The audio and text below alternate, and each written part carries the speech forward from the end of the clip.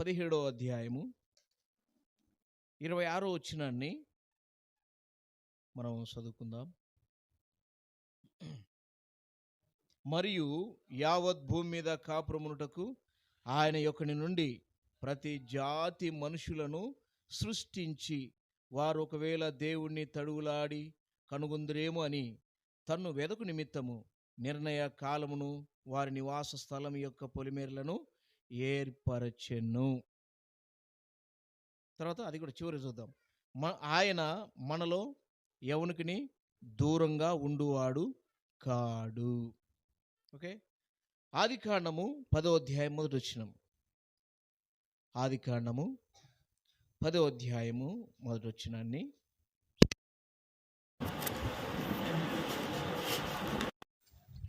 ఆదికాండం 10వ అధ్యాయము మొదటి వచనం. ఇది నోవాహు కుమారుడగు సేము, హాము, యాపేతను వారి వంశావళి. జల ప్రళయము తర్వాత వారికి కుమారులు పుట్టిరి. చాలు, చిన్న ప్రార్థన చేసుకునే వాక్యాన్ని మనము ధ్యానించుకుందాం. కొన్ని విషయాలు జాగ్రత్తగా మీ పిల్లలను కూడా మీ అదుపులో పెట్టుకోండి, డిస్టర్బ్ లేకుండా జాగ్రత్తగా వినండి ఈ వాక్యము. ప్రార్థన చేసుకుందాం. ప్రేమగల మా తండ్రి, ఘనమైన మీ నామమును బట్టి స్తోత్రాలు. మాకు కావలసిన వర్తమానం దయచేయండి, మేము నేర్చుకోవాల్సిన పాఠాలు మాకు అనుగ్రహించండి. నిలబడుతున్న మీ దాసుని పరిశుద్ధాత్మతో అభిషేకించి ప్రభా మీరు వాడుకున్నాడు. మీ సహాయాన్ని కోరుతూ కనుక స్టేజ్ వచ్చిన వారందరిని బట్టి అందులో ఇంకా రావాల్సిన వారిని కూడా సకాలంగా తీసుకురాడు. మీ దయగల నష్టాలకు అప్పగించుకుంటూ ప్రభా సహాయపడదు. ప్రభా ఈ రాత్రి మీ మాటలతో మమ్మల్ని దర్శించండి, మాట్లాడండి, సహాయపడమని స్తుతిస్తూ యేసు ప్రభు నామమున ప్రార్థించి వేడుకుంటున్నాము తండ్రి.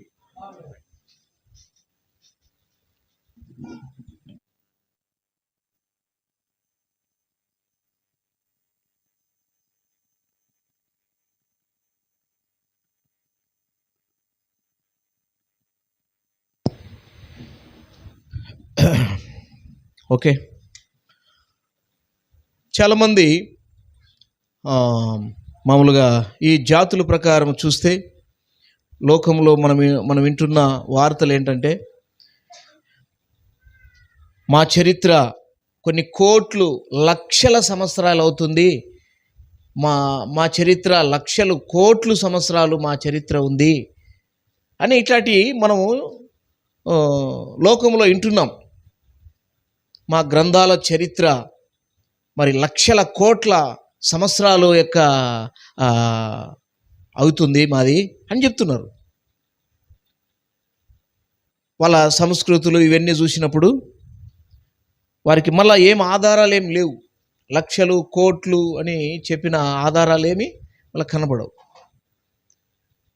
కాబట్టి భూమి మీద ఉంటున్న మానవ జాతి అనేది ఎప్పటి నుండి ప్రారంభమైంది? మనిషి యొక్క ఈ మానవ జాతి ఎవరి నుండి వచ్చింది? ఏ కాలానికి సంబంధించినవి మనకు అర్థం కావాలా. ఎందుకంటే లోకంలో రకరకాలైన బోధలు ఉన్నాయి, రకరకాలైన మరి విషయాలు చెప్తా ఉంటారు మనకి. ఎందుకు వినేవాడు ఉంటే పంది పురాణం చెప్తుందని చెప్తారు, ఏదో సామెత వింటున్నారా?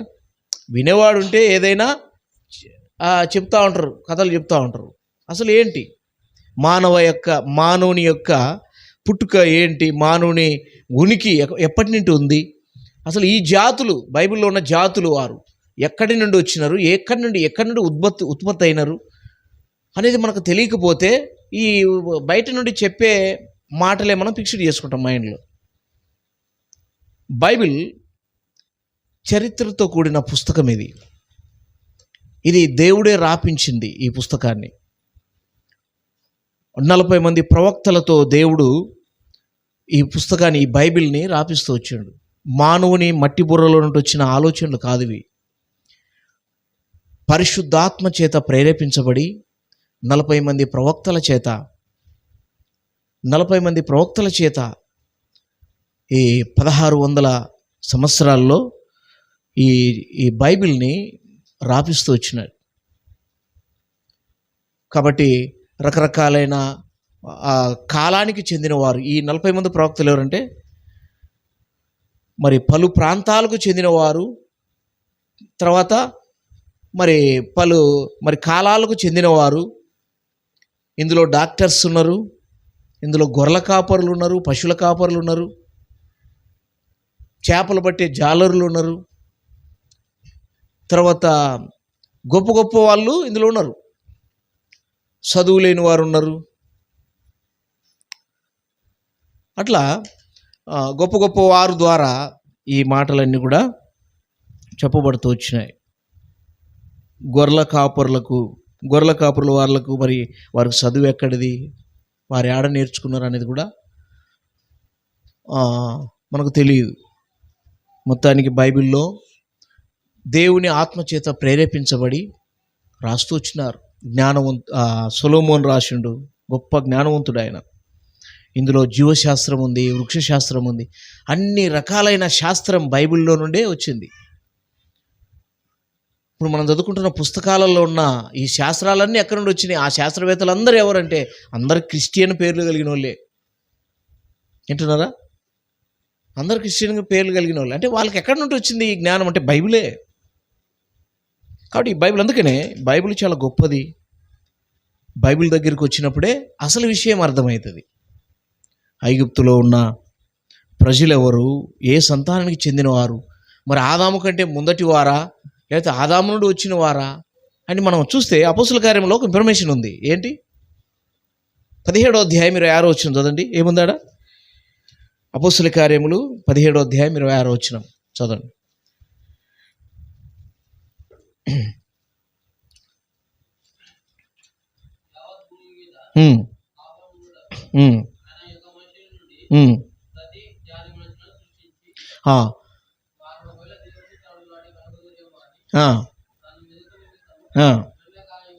నిర్ణయ కాలమును వారి నివాస స్థలం యొక్క పొలిమెరులను ఏర్పరిచెను. మనలో ఎవనికి ఆయన దూరంగా ఉండేవాడు కాదు. అది భూమి మీద ఉంటున్న జాతులన్నీ ఎక్కడి నుండి వచ్చినాయంట? ఒక మనుషుని నుండి ప్రతి జాతి మనుషులను ఏం చేసినట? సృష్టించినాడు. ఒక మనిషి నుండి ప్రతి జాతి మనుషులను భూమి మీద సృష్టించినాడు. ఎవరు ఆ ఒక్క మనుషుడు? ఆ ఒక్క మనుషుడు ఎవరు? ఆదాం. ఆ ఒక్క మనుషుని గురించి బైబిల్ ఏం చెప్తుంది? ఒకని అవిధేయత వలన. రోమిలికి రాసిన పత్రిక 5వ అధ్యాయం 12వ వచనంలో 19వ వచనంలో ఒకడు, ఆ ఒక్కడే ఆదాం. ఒక్కడు అనే మాట ఉంది చూడండి, చదవండి. రోమిలికి రాసిన పత్రిక 5వ అధ్యాయం 12వ వచనం, త్వరగా. ఒక్క మనుషుని ద్వారా. అది ఒక్క మనుషుడు. ఎవరా ఒక్క మనుషుడు? ఆదాం అనే ఒక్క మనుషుడు. ఒక్క మనుషుడు ఒక్కడే. ఆ ఒక్కడి నుండే ప్రతి జాతి మనుషులు ఏం చేసినట్ట? భూమి మీదకి వచ్చినారు. ఆ ఒక్కడి నుండి ప్రతి జాతి మనుషులు సృష్టించబడినారు. సరే, ఆదాము నుండి ఆది కాండము 1వ అధ్యాయము నుండి మనం 5వ అధ్యాయం 6వ అధ్యాయాల వరకు చూస్తే భూమి మీద అప్పటికే మనుషులంతా ప్రబలమైనట్లు కనపడతారు. 6వ అధ్యాయంలో దేవుడు భూలోకమును చూసినప్పుడు అదేమైందంట? చెడిపోయి ఉండెను. భూమి బలాత్కారంతో నిండి ఉండెను. భూమి అంతా చెడిపోయింది, బలాత్కారంతో నింపబడింది. దేవుని దృష్టికి నోవాహు ఒక్కడే కనపడినాడు. నోవాహు, నీవు ఓడను తయారు చేసుకో, నీ కుటుంబం అంటే నిన్ను మాత్రమే నేను నిన్ను కాపాడబోతున్నాను, నీ కుటుంబాన్ని. ఇక మొత్తం ఈ భూలోకంలో ఉన్న మనుషులందరినీ తుడిచివేయబోతున్నాను. దేని చేత? జలప్రలయం చేత. జలప్రలయం చేత ఈ మానవ జాతిని తుడిచేస్తున్నా అని నోవాహుతో చెప్పినప్పుడు నోవాహు ఏం చేసిండు? 6వ అధ్యాయము నుండి 7వ అధ్యాయము 8వ అధ్యాయం వరకు వాళ్ళు మరి ఓడ తయారు చేసుకుని ఓడలోకి వచ్చినట్లుగా, తర్వాత ఓడలో 40 రాత్రులు 40 పగళ్ళు అందులో ఉన్నట్లుగా మనం చూడగలం.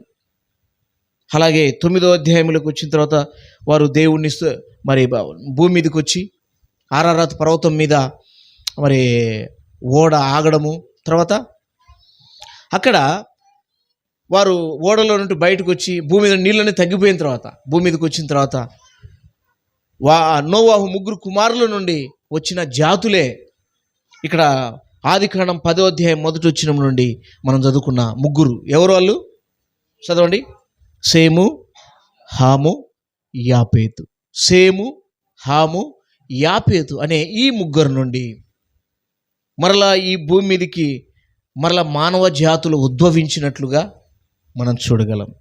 సరే, ఐగుప్తు అనేది ఒక నాగరికత కలిగిన ఒక పట్టణముగా, దేశముగా మనం చూస్తాం.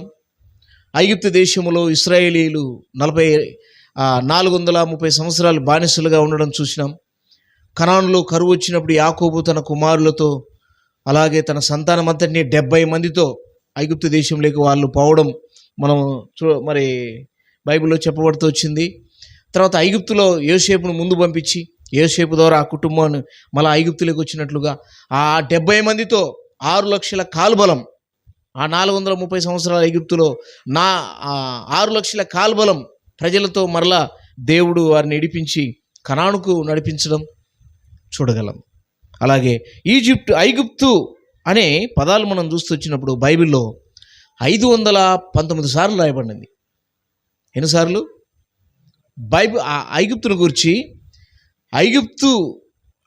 గురించి బైబిల్లో 519 సార్లు ఈ పేరు బైబిల్లో రాపిచ్చుండు. పాత నిబంధన, క్రొత్త నిబంధన ఈ బైబిల్లో. అయితే ఆ ఐగుప్తులో ఉన్న ఈ ప్రజల గురించే మనం తెలుసుకోబోతున్నాం. ఐగుప్తులో ఉన్న ప్రజల గురించే మనము తెలుసుకోబోతున్నాం. ఈ ఐగుప్తులో ఉన్న ప్రజలు ఎవరు అంటే, ఇప్పుడు ఆదికాండము 10వ అధ్యాయంలో చదివినాం కదా. చూడండి, చదవండి మరొకసారి. మొదటి వచనం నుండి 6 వచనాలు చూద్దాం. ఆదికాండము 10వ అధ్యాయం చూద్దాం.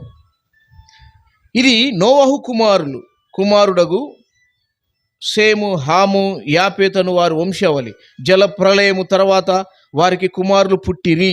జలప్రళయం గతించిపోయిన తర్వాత ఈ ముగ్గురికి మరలా సంతానం పుట్టిందంట. కుమార్తెలు మళ్ళీ పుట్టినారు. తర్వాత 2వ వచనం, యాపేతు కుమారులు గోమెరు, మాగోగు, మాదాయి, యావాను, తూబాలు, మెషేకు, తీరస్సు అనువారు. గోమెరు కుమారులు అస్కనాజు, రిఫోతు, తోగర్మా అనువారు. యావాను కుమారులు ఎలిషా, తర్షిషు, కిత్తీము, దాదోనీము అనువారు. వీరి నుండి సముద్ర తీరమందుండిన జనములు వ్యాపించెను. వారి వారి జాతుల ప్రకారం, వారి వారి భాషల ప్రకారం, వారి వారి వంశముల ప్రకారం ఆయా దేశములలో వారు వేరైపోయిరి. 6వ వచనం చూద్దాం. హాము సంతానం గురించి చూస్తున్నాం. హాము కుమారులు కూషు, మిస్రాయేము, పూతు, కనాను అనువారు. అది వీళ్ళు ఎవరంట? హాము కుమారులు ఎవరెవరు ఉన్నారు? కూషు, మిస్రాయేము, పూతు, కనాను అనువారు ముగ్గురు. అయితే ఈ ఐగుప్తులు ఎవరు అంటే, హాము కుమారులలో 2వ వాడు ఏం పేరు చెప్పండి? మిస్రాయేము. అది గుర్తుపెట్టుకోండి, అది అండర్లైన్ చేసి పెట్టుకోండి ఆ పేరు మీద. ఎవరు వీళ్ళు ఐగుప్తీయులు? ఎవరి నుండి వచ్చినారు ఈ ఐగుప్తీయులు అంటే, హాము కుమారులలో 2వ వాడు మిస్రాయేము. ఈ మిస్రాయిం. కూషు అనేవాడు, కూషు దేశం అంటే ఇప్పుడు నీగ్రు, ఆఫ్రికా ఖండం అని మనం పిలుస్తాం కదా. ఆఫ్రికా ఖండ వాసులే ఈ కూషు సంతానం వారు. ఆఫ్రికా ఖండంలో ఉండేవారు. అప్పుడు ఇంకా ఖండాలుగా, దేశాలుగా విభజించబడి అక్కడ ప్రజలు వెళ్ళిపోయినారు అక్కడ. తర్వాత ఈ మిస్రాయేము అనేది అది అండర్లైన్ చేసుకున్నాను ఆ పేరు మీద. మిస్రాయేము నుండి ఐగుప్తీయులు వచ్చినారు. ఎక్కడి నుండి వచ్చినారు? మిస్రాయేము నుండి, మిస్రాయేం అనే వ్యక్తి నుండి ఐగుప్తు జాతుల వారు వచ్చినారు. ఐగుప్తీయులు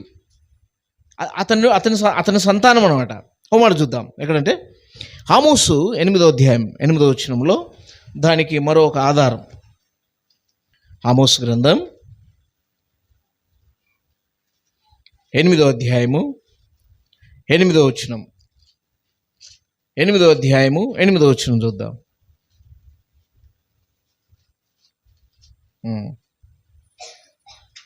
8వ అధ్యాయం 8వ వచనం చదవండి. ఇందును గూర్చి భూమి కంపించదా, దాని నివాసులందరూ అంగలార్చరా? జాగ్రత్తగా చూడండి. నైలు నది పొంగునట్లు భూమి అంతయు ఉబ్బును, ఐగుప్తు దేశపు నైలు నది వలె అది ఉబుకును, మిస్రాయము దేశపు నది వలె అది అణగిపోవును. ఎవరంట వీళ్ళు? ఐగుప్తీయులు. కింద ఉంది చూడండి, మిస్రాయిము అనే పేరుంది చూడండి. వీళ్ళు ఎవరంట? ఐగుప్తీయులు. ఎవరంట? మిస్రాయిము. మిస్రాయిము సంతానం నుండి వచ్చిన వారు ఐగుప్తీయులు అంటున్నారా? ఆ ముందు అక్కడ ఐగుప్తు అనే పేరు వాడబడి కింద మిస్రాయిము నది. వాళ్ళ నది పేరేం పేరు చెప్తారా? నైలు నది. వాళ్ళ నది ఏం నది? నైలు నది. ఇప్పుడు కర్నూలులో ఉన్న నది పేరు ఏం పేరు అంటే మనం ఏం చెప్తాం? మనం వేరే ప్రాంతానికి పోయినాం, మీ కర్నూలు పక్కన ఒక నది ఉంది, దాని పేరు చెప్పండి అంటే ఏమంటాం? తుంగభద్ర. గద్వాల ఏరియాకు పోయినప్పుడు మీ నది ఏ నది అంటే ఏం చెప్తాం? గద్వాల వాళ్ళని ఏమంటాం? కృష్ణా నది అంటాం దాన్ని. ఏం నది అది? కృష్ణా నది. అలాగే విజయవాడ ప్రాంతం పోయినప్పుడు అక్కడ, లేకపోతే తూర్పుగోదావరి జిల్లా అక్కడ ఆ ప్రాంతాలు పోయినప్పుడు మీ నది ఏం పేరు అంటే ఏమంటారు? గోదావరి నది అంటారా? అట్లా నదులు. ఇప్పుడు ఐగుప్తీయులకు ఒక నది ఉంది, ఆ నది పేరు ఏం పేరు? నైలు నది అంటారా? దేవుడు మాట్లాడుతూ వచ్చిన ఇన్ఫర్మేషన్ ఇచ్చిండు ఈడ. ఈ నైలు నది ప్రాంతంలో నివసించే వారు ఎవరిల్లు? ఐగుప్తీయులు అంటారా? ఐగుప్తీయులు. హైదరాబాద్ కూడా ఒక పేరుంది, ఎవరికైనా గుర్తుందా? హైదరాబాద్కి భాగ్యనగర్ దాని పేరు, అసలు పేరు. హైదరాబాద్ పేరు భాగ్యనగర్. ఎందుకు? అక్కడ ఒక నది ఉంది, దాని పేరు మూసీ నది. ఏ నది అది? మూసీ నది. ఆ మూసీ నది పక్కన భాగ్యనగర్ అని ఏర్పడింది చిన్నగా. అట్లా అట్లా అట్లా అట్లా ఏమైంది? ఇప్పుడు మహాపట్టణం అయింది. ఆ భాగ్యనగరం అనే చిన్న ప్రాంతం ఏమైంది? పెద్ద పట్టణముగా ఇప్పుడు హైదరాబాదు పెద్ద పట్టణంగా అయింది. నేను మన సోమవారం హైదరాబాద్ పోతా, చూసిన అపార్ట్మెంట్లు ఇట్లా చూడాలి, పైకి ఇట్లా తల పైకి ఎత్తి చూడాలి. బస్సులో పోతుంటేనే ఎంత పెద్ద పట్టణం అయిందంటే చాలా పెద్ద పట్టణం అయింది. అలాగే ఈజిప్టీయులకు ఒక నది ఉందంట, ఆ నది పేరు నైలు నది. అది ఆ ఈజిప్టీయుల సంతానం ఎవరు అంటే వారు ఎవరు చెప్పండి? ఎక్కడి నుండి వచ్చినారు? ఎవరి సంతానం చెప్పండి? మిస్రాయిము.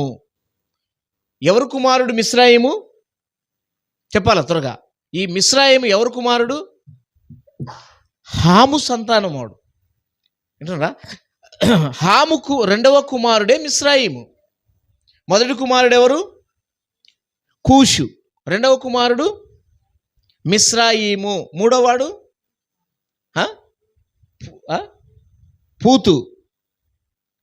వింటున్నారా? ఆ మనుషుల నుండి వచ్చిన వారే రెండవ వాడు ఎవరు? మిస్రాయేము. మిస్రాయేము అని మనం ఎట్ట గుర్తుపట్టగలము అంటే ఇక్కడ ఆమోసు గ్రంథంలో ఒక చిన్న ఇన్ఫర్మేషన్ రాపించిండు దేవుడు. 8వ అధ్యాయం 8వ వచనం. ఇప్పుడు చదివాం కదా, మరోసారి చదివిన మాటని. 8వ అధ్యాయము 8వ వచనం చదవండి.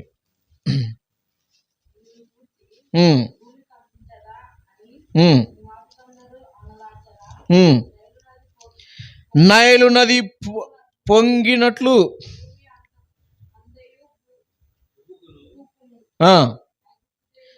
ఐగుప్తు దేశపు నైలు నది వలె అది ఉబుకును, మిస్రాయేము దేశపు నది వలె అది అణిగిపోవును. అంటే ఇక్కడ ఐగుప్తు అని మొదట రాసి తర్వాత మళ్ళీ ఏం రాసిండు? మిస్రాయేము అని రాసిండు. మరో ఇన్ఫర్మేషన్ ఇస్తా. కీర్తనలో 105వ కీర్తన 23వ వచనంలో ఈ దేశం ఎవరిది అని అక్కడ కీర్తనకాడు రాస్తుండు చూడండి. దేవుడు రాపించిండు. 105వ కీర్తన 3వ వచనం. ఇశ్రాయేలీలు ఐగుప్తులోకి వచ్చినారు. యాకోబు హాము దేశమునందు. ఇప్పుడు చెప్పండి, ఎవరిది అంట ఆ దేశము? ఎవరిది ఆ దేశం? హాము దేశం. ఇప్పుడు యాకోబు ఏ దేశంలోకి వచ్చిందంట? ఫస్ట్ ఏం రాపించిండు? ఏం రాసిండు? ఇశ్రాయేలు ఐగుప్తులోకి వచ్చినాడు అని చెప్తున్నాడు. మళ్ళీ రెండోసారి ఏం రాస్తున్నాడు? యాకోబు. ఇశ్రాయేల్ ఎవరు? యాకోబు ఎవరు? యాకోబే ఇశ్రాయేలు, ఇశ్రాయేలే యాకోబు. ఫస్ట్ ఏం చేస్తున్నాడు? ఇశ్రాయేలు ఐగుప్తులోకి వచ్చాను, తర్వాత యాకోబు హాము దేశమందు పరదేశిగా ఉండేను. ఎవరు ఇంతకీ? ఇశ్రాయేల్ ఎవరు? యాకోబు ఎవరు? ఒకడే. ఐగుప్తు ఎవరిదంట? ఇది హాము దేశం, హాము సంతతి వారు ఉన్న దేశం. ఇప్పుడు కర్నూలుకి ఒక పేరు ఉంది, ఇంకొక పేరు పాతది. ఎవరికైనా తెలుసా? కందనూరు అంటారు. కందనూరు విన్నారా? ఒకసారి నేను బస్సులో పోతుంటే కర్నూలుకి టికెట్ అంటే, కాదు చూడు ఇంకొక పేరు చూపు అంటాడు ఆయన కండక్టర్. కర్నూలు ఇంటి కాదు, అక్కడే నంద్యాల నుండి వచ్చేటప్పుడు నేను కర్నూలుకి టికెట్ అంటే ఆయన ఏమంటాడంటే, కాదు చూడు నువ్వు పోయే ఊరు వేరే ఊరు చూడు, ఆ పేరు చెప్పు అంటాడు. నాకేం తెలీదు, కర్నూలు ఒకటే తెలుసు అండి నేను. అప్పుడు అంటున్నాడు ఆయన, దాని పేరు కందన ఊరు అని. అంటే అట్లా పూర్వకాలపు వాళ్ళు పెట్టుకున్న పేరు అది, పూర్వకాలపు పెట్టుకున్న పేరు అది. ఇప్పుడు కర్నూలు అని ఆ కందన ఊరు అనేది కర్నూలుగా మార్చేసింది అనమాట. అట్లా కొన్ని ప్రాంతాల ఊర్లు కూడా మారినాయి. బైబిల్లో ఉన్న ఊర్లు ఇప్పుడు కొన్ని ఊర్లు పేర్లు మారినాయి. అట్లా ఇప్పుడు హాము దేశం అంటది. హాము దేశం అంటే మనకు పూర్తిగా అర్థమైపోతుంది. పరిశుద్ధాత్మ దేవుడు ఏం చేసిండు? హాము కుమారుడు కదా. ఎవరు? మిస్రాయేల్. ఎవరు? మిస్రాయిము ఎవరు? ఆయన ఎవరు కుమారుడు? హాము కుమారుడు, రెండవ వాడు. వింటున్నారా? రెండవ వాడు. అందుకని ఇప్పుడు ఆ హాము అని పరిశుద్ధాత్మ దేవుడు కీర్తనలో రాపించిండు, పూర్తిగా మనకు అర్థమయ్యేటట్టు. హాము దేశము ఐగుప్తు అని. ఆ హాము నుండి వచ్చిన వాడే మిస్రాయేము. అతని నుండి వచ్చిన వారే ఐగుప్తీయులు, ఐగుప్తు సంతానం, ఐగుప్తులో ఉన్న ప్రజలు. కాబట్టి ఈ ఐగుప్తుని గురించి మనమేం నేర్చుకునేది ఉంది? ఐగుప్తుని గురించి మనమేం నేర్చుకునేది ఉంది అంటే, ఈ ఐగుప్తు చాలా ప్రాముఖ్యమైన పట్టణముగా చెప్పబడుతూ వచ్చింది. ఎందుకంటే ఐగుప్తుకు మరి పారిపోయి అక్కడ దాక్కున్న చరిత్రలు ఉన్నాయి. యూదులు అక్కడికి పోయి దాక్కొని వాళ్ళకు బబులోను దేశపు రాజు వాళ్ళ మీదకి వచ్చి చెర తీసుకుపోయేటప్పుడు కొంతమంది పోయి అక్కడికి పోయినట్టు, ఐగుప్తుకు పోయినట్టు, అక్కడ పోయి కాపురం ఉన్నారట ఐగుప్తులో. అంతేకాదు, మరి యెరోబాము ఇశ్రాయేల్ మొదటి రాజు. ఇశ్రాయేలీలు రెహబాము కాలంలో 2 రాజ్యాలుగా చీలినాయి. ఉత్తర రాజ్యం ఒకటి, దక్షిణ రాజ్యం ఒకటి, 2 రాజ్యాలు. అయితే ఒక రాజ్యమేమో 2 గోత్రాలు, యూదులు అంటారు వారిని, 2 జాతులు వారు యూదులు. మిగతా 10 గోత్రాలేమో ఇశ్రాయేలీలు అంటారు వాళ్ళని. అయితే రెహబాము కాలంలో రాజ్యం 2గా చీలినప్పుడు ఆ చీలిన వారు 2 గోత్రం వారు యూదులు. ఈ యూదాకు రెహబాము మరి రాజుగా ఉంటాడు. అలాగే ఈ 10 గోత్రాలకేమో ఈ యెరోబాము రాజుగా ఉంటాడు అనమాట. అయితే అప్పుడు సొలొమోను కాలంలో ఏం జరిగిందంటే, సొలొమోను కాలంలో రెహబాము పోయి ఐగుప్తు దేశంలో దాక్కున్నట్లుగా, అంటే ప్రాణభయముతో చంపేస్తారని అక్కడ దాక్కున్నట్లుగా మనకు వచనాలు చెప్తాయి. సరే, ఇక మన కొన్ని వచనాలు చూస్తే వాళ్ళు అక్కడ పోయి దాక్కున్నట్లుగా కనబడుతుంది. సరే, మొత్తానికి ఐగుప్తు అనేది దేనికి గుర్తుగా ఉందంటే లోకానికి గుర్తు. ఏంటరా ఐగుప్తు అంటే దేనికి గుర్తు? లోకానికి గుర్తు. లోకము అంటే బైబిల్ ఏమని అర్థం ఇచ్చింది? లోకము అంటే బైబిల్ ఏమని అర్థం ఇచ్చింది? లోకం అంటే 3 అర్థాలు వస్తాయి. మొదటిది లోకము అంటే 3 అర్థాలు ఇస్తుంది బైబిల్. లోకము అంటే కనిపించే ఈ ప్రకృతి. మొదటిది కనిపించే ఈ ప్రకృతి, కొండలు, భూమి, చెట్లు, ఈ తర్వాత ఈ బిల్డింగ్స్, ఊరు, దీనంతటిని లోకము, ఇదొక ప్రపంచం, లోకం అంటారు దీన్ని. రెండవది లోకము అంటే రెండవ అర్థం ఏంటంటే ప్రజలు. యోహాను సువార్త 3:16 ఏముంటుంది? దేవుడు లోకమును ఎంతో ప్రేమించెను. అంటే దేవుడు లోకమును ఎంతో ప్రేమించెను అంటే ఏ లోకమును గురించి యేసు చెప్పిండు? ఈ కొండలను ప్రేమించిండా, భూమిని ప్రేమించిండా, చెట్లను ప్రేమించిండా, బిల్డింగులను ప్రేమించిండా? ఎవరిని ప్రేమించిండు? చెట్లను, ఈ పుట్టలను, కొండలను కాదు ఆయన ప్రేమించింది. ఎవరిని? లోకము అంటే మనుషులని ఆయన ప్రేమించిండు. ఇక మూడో అర్థం ఏంటంటే లోకము అంటే మొదటి యోహాను రాసిన పత్రిక 2వ అధ్యాయము 15-16 చదవండి. మూడో అర్థం లోకము అంటే మూడో అర్థం యోహాను పత్రిక, మొదటి పత్రిక 2వ అధ్యాయము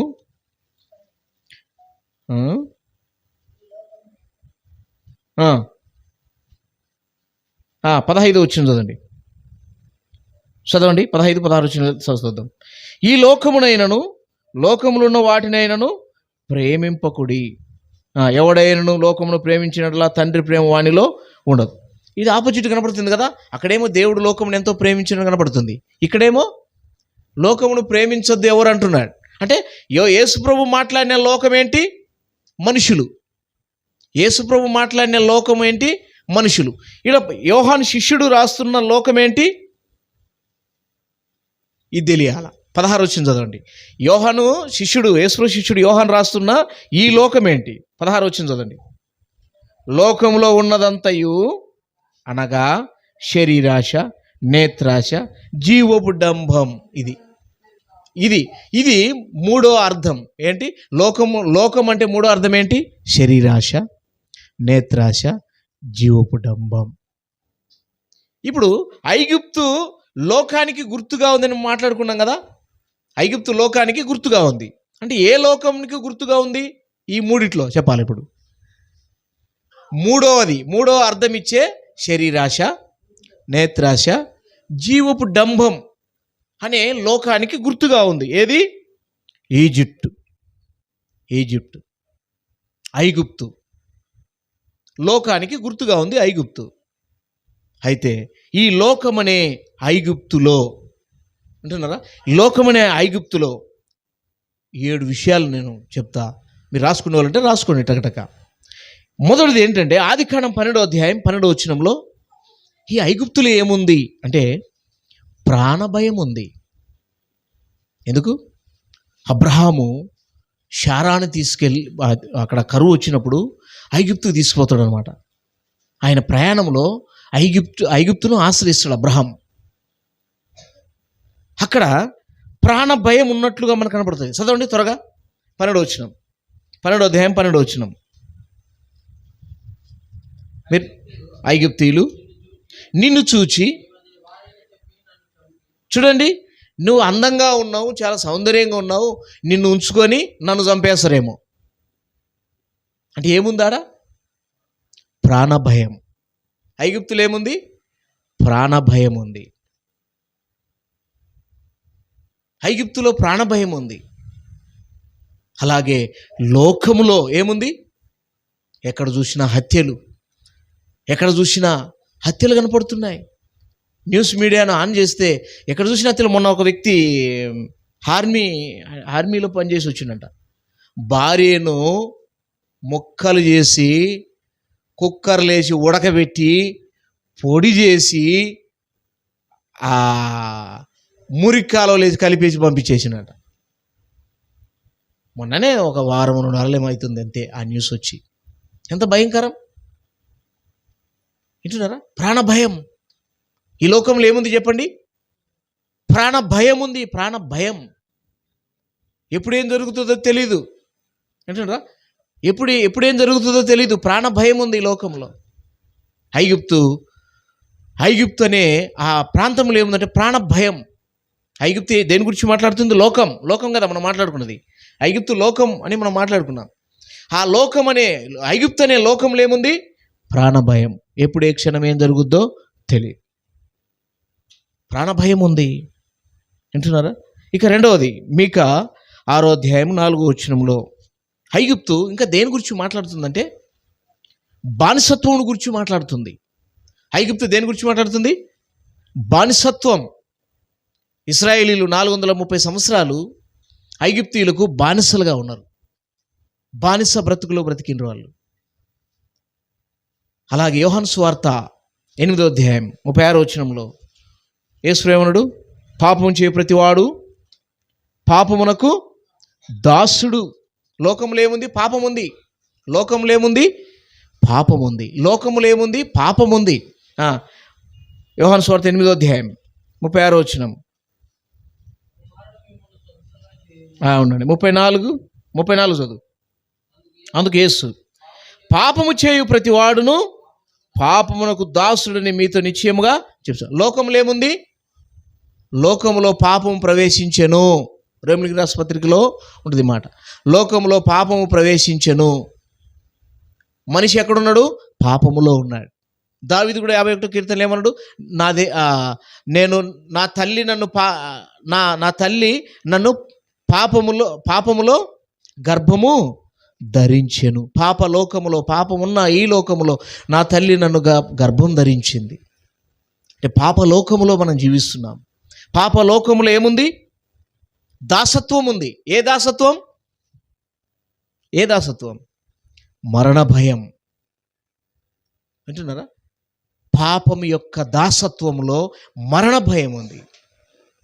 ఇదే హెబ్రీయులకు రాసిన పత్రిక 2వ అధ్యాయం 14వ వచనంలో మరణం యొక్క బలము గలవానిని నశింపజేయుటకు ఆయన కూడా రక్త మాంసములలో పాలు. జీవితకాలం అంతా మరణ భయంకు లోబడి దాస్యమునకు లోబడిన వారిని ఉంటుంది. హెబ్రీ 2వ అధ్యాయము 14వ వచనంలో జీవితకాలమంతా మరణ భయము చేత దాస్యమునకు లోబడినారు అనమాట. ఈ లోకంలో ఏముంది చెప్పండి? దాస్య గృహం. అది మీకా 6వ అధ్యాయం 4వ వచనంలో ఐగుప్తు దేన్ని దూషిస్తుంది? చదవండి, తీసిండు ఎవరన్నా. మీకా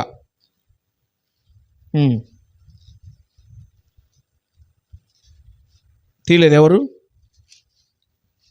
మీకా 6వ అధ్యాయము 4వ వచనం.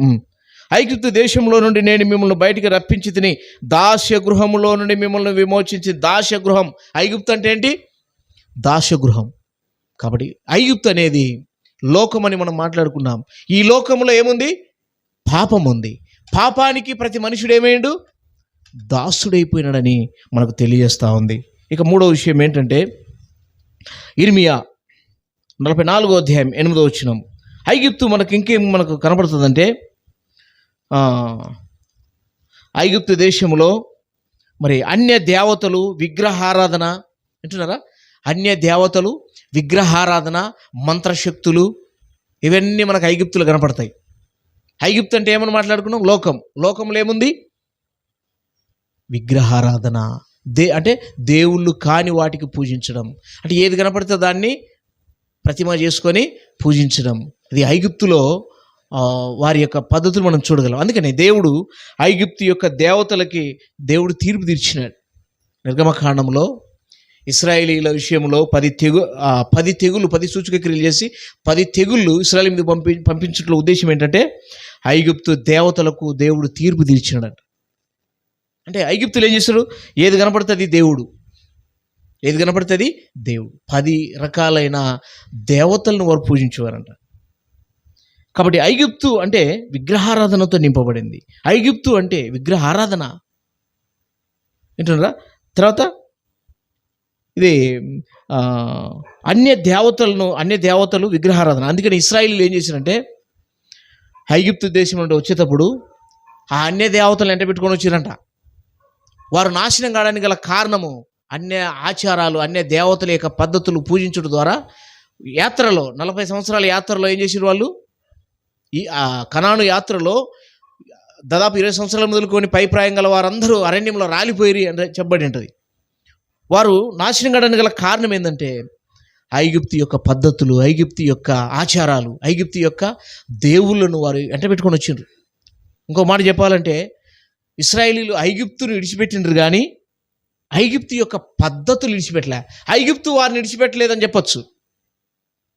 ఐగుప్తును వారు విడిచిపెట్టిండ్రు కానీ ఐగుప్తు వారిని విడిచిపెట్టలే. అర్థమవుతుందా మీకు? ఎట్లా చెప్పండి. ఐగుప్తును ఇశ్రాయేలు విడిచిపెట్టిండ్రు, అయితే ఐగుప్తు వారిని విడిచిపెట్టలే. అంటే అర్థం ఏంటి? ఐగుప్తు యొక్క ఆచారాలు, ఐగుప్తు పట్టణం అయితే విడిచిపెట్టిండ్రు, ఐగుప్తు దేశం అయితే విడిచిపెట్టిండ్రు. కాకపోతే ఐగుప్తు యొక్క ఆచారాలు, ఐగుప్తు యొక్క పద్ధతులు, ఐగుప్తు యొక్క కోరికలు, ఐగుప్తు యొక్క వింటున్నారా అన్నీ కూడా ఎంట పెట్టుకొని వచ్చిండ్రు. వారు నాశనం కావడానికి గల కారణం అది. ఐగుప్తు అంటే లోకం, ఇది గుర్తుపెట్టుకోండి. లోకంలో ఉన్న పద్ధతులు, లోకం యొక్క నటన గతించిపోతుంది, లోకం యొక్క ఇవన్నీ గతించిపోతుంది. అందుకనే యేసు ప్రభువును నమ్ముకున్న ప్రతి వ్యక్తి, మారు మనసు పొందిన ప్రతి వ్యక్తి లోకానికి వేరు కావాలా. అప్పుడే నువ్వు రక్షణ పొందినవు. నువ్వు లోకానికి వేరు కాకుండా ఆచారాలు, లోక సంబంధమైన పద్ధతులు, లోక సంబంధమైన విషయాలలో ఉంటూ నువ్వు చర్చికి పోయినా కూడా నువ్వు లోకస్తుడివే. వింటున్నారా? లోకంలో ఉన్నట్టే లోకస్తులు చేసినట్టు మాట్లాడడం, లోకస్తులు బూతులు తిట్టడం, అబద్ధాలు ఆడడం, మోసం చేయడం, లోకస్తులు మాత్రమే వారి ఆచారాలు, వారి పద్ధతులు చేస్తున్నావు అనుకో, ఇంకా లోకమే. నువ్వు ఒక చర్చికి పోతున్నావు అంతే. యేసు ఏమంటాడు దానికి? నువ్వు జీవిస్తున్నావు అని పేరు మాత్రం ఉంది కానీ నువ్వు మృతుడివే. ఒక పేరుకు ఉన్నావు అంతే, చర్చికి పోతున్నావు, వస్తున్నావు. లేకపోతే నీ ఆంతర్య జీవితం ఎక్కడుంది? ఐగుప్తు అనే లోకం ఉంది లోపల. ఇది ఐగుప్తు మనకు నేర్పిస్తుంటున్న మూడవది. నాలుగో విషయం ఏంటంటే యెహెజ్కేలు గ్రంథం 23వ అధ్యాయం 8వ వచనం. 23వ అధ్యాయం 8వ వచనం చూద్దాం. యెహెజ్కేలు గ్రంథం తొందరగా అయిపించుకుందాం. యెహెజ్కేలు 23వ అధ్యాయము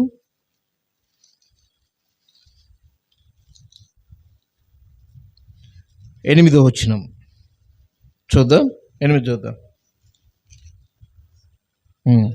మరియు ఐగుప్తులో నేర్చుకొనిన జారత్వమును ఇది మానకై ఉండెను. చూడండి, యాడ్ నేర్చుకున్నారంటే జారత్వము. ఐగుప్తు అంటే లోకము. లోకంలో ఉన్నప్పుడు అన్నీ నేర్చుకున్నాం. అబద్ధాలు ఆడడం నేర్చుకున్నాం, మోసం నేర్చుకున్నాము, అక్రమం నేర్చుకున్నాం, అన్యాయం నేర్చుకున్నాం, యుక్తి నేర్చుకున్నాం. ఏంటన్నారా? అన్నీ నేర్చుకున్నాం. కానీ ఆ పద్ధతులు మాత్రం పోలే. అంటే ఐగుప్తు లోకాన్ని అయితే ఇడిచిపెట్టిన కానీ లోకం లోపల ఉంది. ఏముంది? ఇంకోటి ఏంటంటే ఇంట్లో ఇంతకుముందు యేసు నమ్మకం పటాలు ఉన్నాయి. ఏమున్నాయి? దేవతల పటాలు ఉన్నాయి, విగ్రహారాధన పటాలు అన్నీ ఉన్నాయి. యేసు నమ్మిన తర్వాత మొత్తం కట్టి బాయిలేసి పడేసి వచ్చినాం. కానీ దేవుడు ఏమంటాడో తెలుసా? యెహెజ్కేలు గ్రంథం 14వ అధ్యాయం 4వ వచనంలో విగ్రహాలు ఎక్కడున్నాయి? ఇళ్ళల్లో తీసేసిండ్రు కానీ ఎక్కడికి వచ్చినాయి? హృదయంలోకి వచ్చినాయి, లోపలికి. చదవనమాట. యెహెజ్కేలు 14వ అధ్యాయం 4వ వచనం. తీసిన వారు త్వరగా చదవండి. 3వ వచనం చదవండి. నరపుత్రుడా, ఈ మనుషులు తమ హృదయాలలో విగ్రహాలను పెట్టుకున్నారు. ఎక్కడి నుండి తీసేసిండ్రు? బయట తీసేసిండ్రు, ఇంట్లో తీసేసిండ్రు కానీ లోపలికి వచ్చేసినాయి. ఏంటరా? క్రైస్తవులు బయట తీసేసిండ్రు కానీ లోపల ఏమున్నాయి? దీన్నే మార్చుకోమన్నది దేవుడు. దీన్ని ఏమంటారు? మారు మనస్సు. తిరిగి అంటే రిటర్న్ చదవండి దాన్ని. మనస్సు మార్చుకొనుట. మారు మనస్సు అంటే మనసు మారుట. ఎక్కడున్నాయంటే విగ్రహాలు లోపలికి వచ్చేసినాయి. అందుకే ఈ లోకాన్ని అయితే ఇడిచిపెట్టిన అంటే వాటి జోలికి పోవడం లేదు కానీ లోపలికి వచ్చినాయి. అంటే అందుకనే ఐగుప్తు ఆశలనన్నీయు విడచి రంగుగా యేసుని వెంబడించి, ఐగుప్తు ఆశలనన్నీయు విడచి యేసుని వెంబడించి, పాడైన కోరహు పాపంబు మాని విధేయులై వీరాజిల్లుడి, పాడైన కోరహు పాపంబు మాని విధేయులై వీరాజిల్లుడి. చూడండి, లోకమనే ఐగుప్తును విడిచిపెట్టాలా, యేసు ప్రభుని వెంబడించాలా. అంటే క్రైస్తవ్యం యొక్క లక్షణాలు మనలోకి రావాలా. క్రీస్తుని వెంబడిస్తున్నామంటే అర్థం ఏంటి? ఇప్పుడు నోవాహు దేవునితో కూడా నడిచాను అంటే అర్థం ఏంటి? అంటే ఆయన ముందు పోతుంటే పోతున్నాడనే. దేవునితో నడవడం అంటే ఏంటి చెప్పండి? ఆయన యొక్క లక్షణాలు మనలో రావాలా. వింటున్నారా? ఆయన మాదిరి మనలో రావాలా. అడుగు జాడలలో నడవడం అంటే మనం క్రైస్తవులం. ఎక్కడికైనా బయటకు పోయినా ఎవరండి మీరంటే మేము క్రైస్తవులం అండి. ఎస్, మరి క్రైస్తవులు అయితే ఏంటి? మీ లక్షణాలు ఏంటి? మీ పద్ధతులు ఏంటి? వింటున్నారా? మీ పద్ధతులు ఏంటి?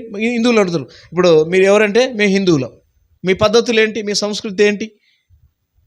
మీ విధానం ఏంటంటే వాళ్ళు చెప్తారు. మాది ఇట్లా, మా పూజలు పునస్కారాలు ఆచారాలు అలవాట్లు పద్ధతులు అన్నీ ఉంటాయంటారు. నువ్వు క్రైస్తవుడు కదా, నీ పద్ధతులు ఏంటి? క్రైస్తవుల యొక్క మూలాలు మొదట తెలియాలి క్రైస్తవునికి. వింటున్నారా? క్రైస్తవుని యొక్క మూలాలు తెలియాల. అప్పుడే నువ్వు ఐగుప్తుని విడిచిపెట్టినావని అర్థం. వాటిలో అట్లా నడుచుకున్నప్పుడు మనం లేస్తానే ప్రార్థన చేసుకోవాలా, బైబిల్ చదువుకోవాలా, ఒకరికొకరు ఏం చేయాలా, వందనాలు చెప్పుకోవాలి. ప్రధానమైన విషయాలు, ప్రధాన పాఠాలు అంటారు వీటిని. పిల్లలకు ఆలు నేర్పిస్తారు కదా స్కూల్లో, ఈ అని. వాటి నుండి గుణితాలు వస్తాయి, వాటి నుండి ఇంకా పాఠాలు వస్తాయి. అట్లా క్రైస్తవులు చిన్న ఫస్ట్ స్టెప్ మనం ప్రార్థన, బైబిల్ చదువుట, ఇతరులను గౌరవించుట, మన క్రైస్తవులు కనపడతానే వందనాలు చెప్పడము.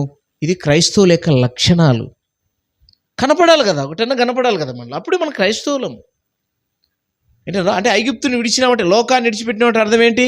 లోకం యొక్క అలవాట్లు ఉండకూడదు. ఇంకా క్రైస్తవుల యొక్క అలవాట్లు రావాలి. ఏంటి క్రైస్తవుల అలవాట్లు ఏంటి చెప్పండి? సమయం దొరికింది కనుక టీవీ పెట్టుకొని చూద్దాం, ఇదే?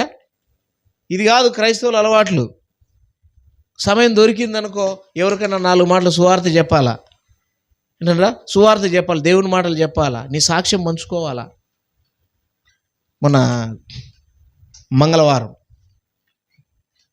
ఇన్కమ్ ట్యాక్స్ ఆఫీసర్కి ఆయన చార్టెడ్ అకౌంట్ చేసి ఆయనకి సువార్త చెప్పే భాగ్యం దొరికింది మాకు ఇక్కడ హైదరాబాద్లో నిన్న మంగళవారం.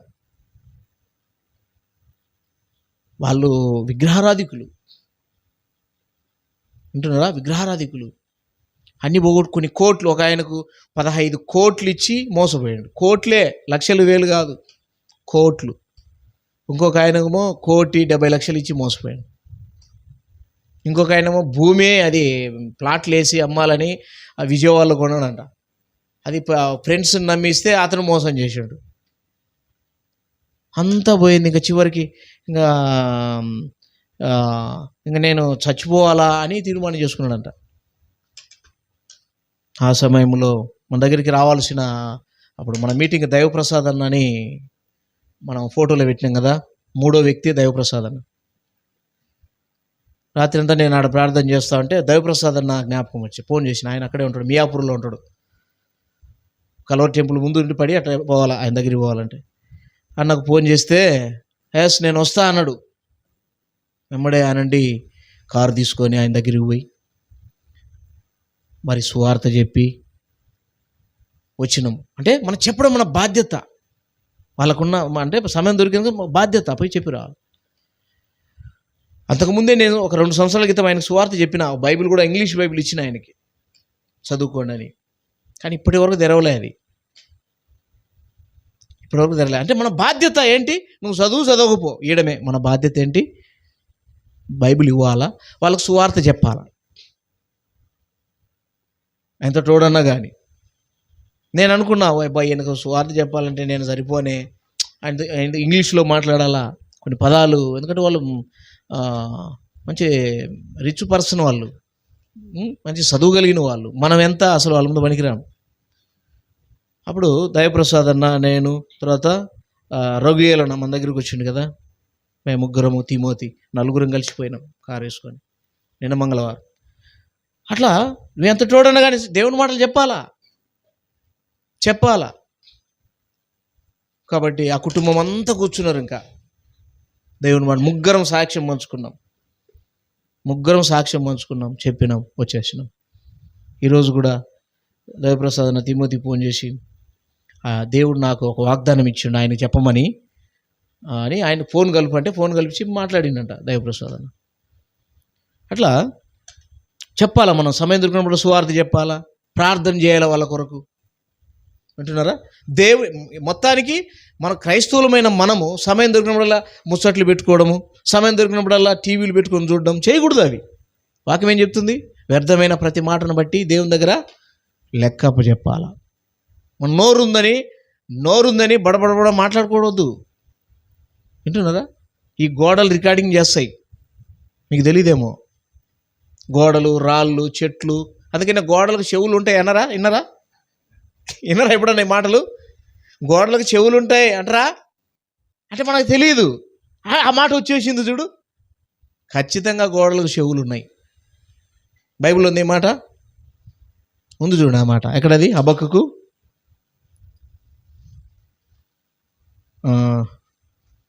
2వ అధ్యాయము 12వ వచనం 11వ వచనం ఉంటుంది చూడాలి. హబక్కూలో ఉంది చూడండి. అందుకే క్రైస్తవులైన వారు చాలా భయంగా బ్రతకాల, భూమి మీద జీవితాన్ని కాపాడుకోవాలా. 2వ అధ్యాయము 11వ వచనం చూద్దాం. చూడండి, గోడలలోనున్న రాళ్ళు మొరపెడుతున్నాయంట దేవునికి. ఏమని మొరపెడుతుండొచ్చు? ప్రభా, ఈ వ్యక్తి ఏమేమో మాట్లాడుతున్నాడు అంతా, నాకు వినబుద్ధి కావడం లేదు, ఒకసారి మీద పడుతున్నా అని ఇటర్రా మాట్లాడింది. ఒకసారి భక్త సింగ్ గారి కాలంలో ఏం జరిగిందంటే, భక్త సింగ్ గారు వాక్యం చెప్తున్నాడు. ఆడ తిమోతి అంకులు ఏం చేసినట్టే, ఆయన చనిపోయింది కోమట ఆయన ఏం చేసినట్టే ఒక వ్యక్తిని, ఆ వ్యక్తి ఎవరంటే నరహంతకుడు, చాలా భయంకరమైన నరహంతకుడు అతను. ఒకసారి ఏం చేసినట్టే ఒకని చంపి వాని పేగులు తీసుకొని ఇట్లా భుజం ఇట్లా దండ మాదిరి వేసుకొని వాని గుండె తీసుకొని భారీ కాడికి పోయినట్టే నా కూర చేసి పెట్టని. మనిషి ఎంతకు అటువంటి వ్యక్తి అన్నమాట. ఆ వ్యక్తికి సువార్త చెప్పి కొన్ని మాటలు ఇందురని బలవంతంగా తెచ్చినట. వెనకాల ఉండే మందిరం గోడలు ఉంటాయి కదా, మీరు అనుకుని కూర్చున్నారు కదా, అట్లా అనుకొని కాళ్ళు బారజప్పుకొని ఇటు కూర్చొని వింటానట. గోడ మాట్లాడుతుందట. నిజం, ఇది అబద్ధం కాదు. గోడ మాట్లాడుతుందంట. ఏమని? నేను ఇటు ఊగుతుందంట అని, నీ మీద ఇప్పుడు పడతా, నువ్వు చచ్చిపోతే ఎక్కడికి వెళ్తావు అని మాట్లాడుతుందంట గోడ. వింటున్నారా? గోడలకు వినపడతాయి. గోడ ఏం చేస్తుంది? ద్వితీయోపదేశకాండంలో ఉంది, మనం చెప్తున్న మాటలు ఇదో ఈ రాయి సాక్ష్యం, రాయికి వినపడినాయి అని ఉంది చూడండి. రాళ్ళు వింటాయి మన మాటలు. అందుకే చెట్లు వింటాయి, కాకులు వింటాయి. వింటున్నారా? ప్రతిదీ రికార్డింగ్ చేస్తాయి మన మాటలన్నీ దేవుని దగ్గర. ఒకరోజు తీర్పులో బయటకు వస్తాయి. అందుకే క్రైస్తవులు జాగ్రత్తగా బ్రతకాల. నోటిని ఉందని బడబడ మాట్లాడకూడదు, అవసరం బట్టి మాట్లాడుకోవాలా. ఏంటంటే సమయం కూడా సద్వినియోగం చేసుకోవాలి. పోయిన సమయం రాదు. అట్లా లోకం అనే ఐగుప్తుని విడిచిపెట్టిన క్రైస్తవులు బహు జాగ్రత్తగా బ్రతకాల. ఇక 5వది ఏంటంటే ఇర్మియా 46వ అధ్యాయం 11వ వచనంలో ఐగుప్తు ఇంకా దేని గుర్తుగా ఉందంటే రోగాలకు గుర్తు. దేని గుర్తు? రోగాలు. ఏ రోగం ఇది? క్రైస్తవులకి ఆత్మీయ రోగం. చదవనమాటని ఐగుప్తు, ఇర్మియా 46వ అధ్యాయం 11వ వచనం. గిలాదునకు వెళ్ళి గుగ్గిలం తెచ్చుకొని విస్తారమైన ఔషధములు. ఎందుకు? నీలో ఉన్న రోగాలు అలాంటివి. గుగ్గిలం అంటే మందు, ఔషధాలు, మందు. ఐగుప్తు కుమారి అని అంటే ఐగుప్తుతో దేవుడు మాట్లాడుతున్నాడు అనమాట. గిలాదుకు పో, అక్కడ గుగ్గిలం దొరికితే తెచ్చుకో, మందు మెడిసిన్ దొరుకుతుంది అక్కడ, టాబ్లెట్లు తెచ్చుకో. అంటే అక్కడ ఏముంది? రోగాలు ఉన్నాయి. ఐగుప్తులో ఏముంది? రోగాలు. లోకములు ఏమున్నాయంటే రోగాలు ఉన్నాయి, రకరకాలైన రోగాలు, ఆత్మీయ రోగాలు, ఆత్మను చంపే రోగాలు. అందుకే లోకాన్ని విడిచిపెట్టాల. తర్వాత ఇంకా ఇర్మియా 42:13 చూద్దాం. 42:13 వచ్చినాం. త్వరగా ముగించుకుందాం.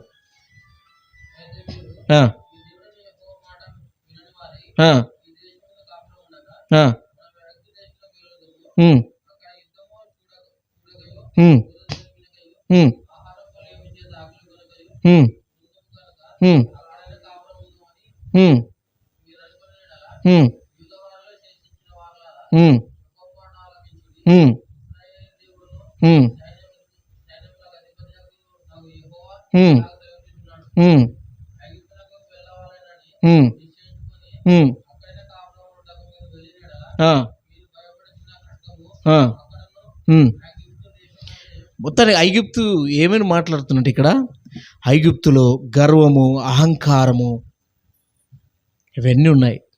ఫరో ఏమన్నాడు? ఎవడు యెహోవా అన్నాడు. ఏమన్నాడు? ఆయన ఎవరో నిరూపించుకున్నాడు. కాబట్టి ఐగుప్తు అంటే గర్వము, అతిశయము, అదే ఏమంటారు, శరీరాశ, నేత్రాశ, జీవపు డంబం, గర్వము, అహంకారము, అవిధేయత, ఇవన్నీ లోకాన్ని గురించి మాట్లాడుతున్నాయి. ఇంకా చివరిగా నిర్గమకాండము 12:12 ఐగుప్తులో దేవుని తీర్పులు దిగినాయి. అందుకే ఈ లోకమునకు తీర్పు తీర్చబడింది అంటాడు యేసు ప్రభు. ఈ లోకానికి ఏం చేసినట? తీర్పు తీర్చినాడు. ఏమని తీర్పు తీర్చిండు? లోకము దాని ఆశ ఏమవుతుందంట? గతించిపోవును. దేవుని చిత్తం నెరవేర్చువాడు నిరంతరము నిలుచును. ఐగుప్తుని గురించిన ఒక ప్రవచనం ఉంది. మత్తయి సువార్త 2:14. ఇది హోషేయ గ్రంథంలో ఉంటుంది. ముందు మత్తయి సువార్త చూద్దాం. మత్తయి సువార్త 2:14 ఐగుప్తులో నుండి నా కుమారుని పిలిచి తిని అని ఉంటుంది చూడండి. 2:14 చదవండి.